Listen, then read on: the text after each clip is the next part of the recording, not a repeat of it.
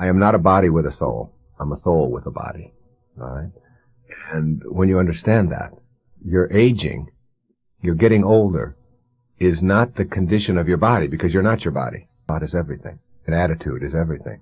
So that getting older, having your form get older, is just one thing, but if you're transformed, if you've gone beyond your form, then you don't have to get older. It's just a way of looking at your life. And yes, your body will slow down, and yes, it won't be able to do the things that it could do at one time. But most of that is controlled by our thinking, by our attitude. And I have a child inside of me, and I choose to think of myself, regardless of what anybody else thinks. Even if a stewardess thinks that little baby carriage could be for a granddaughter, if that's what she thinks, that's just what she thinks. But if I don't think that way, and I don't think of myself as old or as getting worse or anything like that, if I see myself as the way that I think, the irony of all of this is that your body will respond in ways that are very healthful and even youthful. But if you focus just on your body, then you will notice everything about it that is changing and assess it in a way that says, I am deteriorating. But if what I am is not my body, but my thoughts, then it can never deteriorate. And you can't kill thoughts. You can't kill feelings. You can only kill form.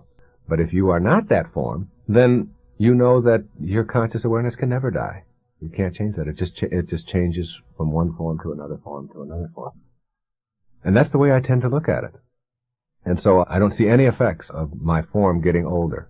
I see every once in a while a new little wrinkle. I'll see changes in that have taken place in my body. And I see a phenomenal miracle in this whole business called life. And that doesn't have to change just because your form is growing older. It just doesn't have to. I don't, anyway, assess my value and worth as a human being based on my form, on my body. And then my body is able to stay in phenomenal shape because of the way that I think. I eat a third of what I used to eat, all right, in total bulk in a given day. I sleep probably a third less than I used to sleep. I don't put sugar into my body except just natural from fruits and things. I don't use salt on my foods at all. These are all things that I did regularly in my life. I exercise and walk almost everywhere that I go.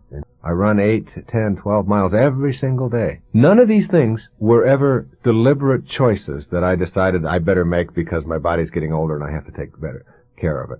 They came about, they followed me as a result of being in a higher state of pure thought, a higher state of self-acceptance, of seeing myself as an important, significant human being, and living that way, and seeing other people that way, and seeing the world that way, in this more purified kind of way, more loving kind of way.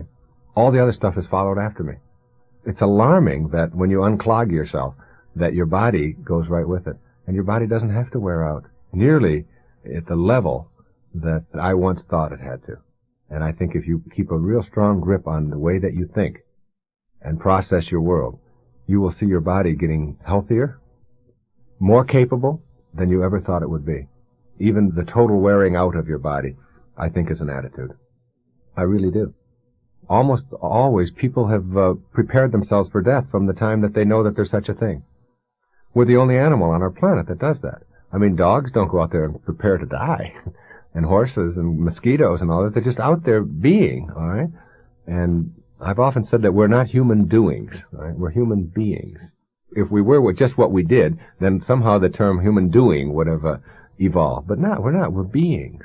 We're being. That means to be, all right? Not to judge, not to evaluate.